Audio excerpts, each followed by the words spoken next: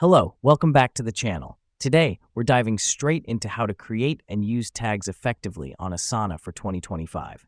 Let's jump right into the process. The first step is to navigate to the task you would like to tag. This is important because tags are specific to each task and are a powerful tool for grouping related tasks together.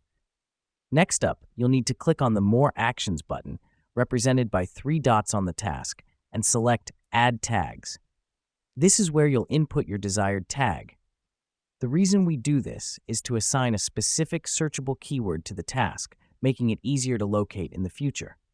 Now that we've done that, go ahead and type your tag into the box. Hit Enter to confirm, and voila, your tag is created. This helps us because it allows us to categorize tasks based on our own personal or organizational system, and it's as simple as that. Now let me explain why this matters. Using tags effectively can streamline your workflow and increase productivity by reducing the time spent searching for specific tasks. Plus, it can provide a visual overview of your workload at a glance. Finally, to use these tags, you just need to utilize the search bar at the top of the screen. Type in the name of your tag, and all tasks with that tag will appear. Here's what's happening behind the scenes. Asana is scanning all your tasks to find matches, saving you the trouble. And that's it. You've successfully learned how to create and use tags effectively on Asana.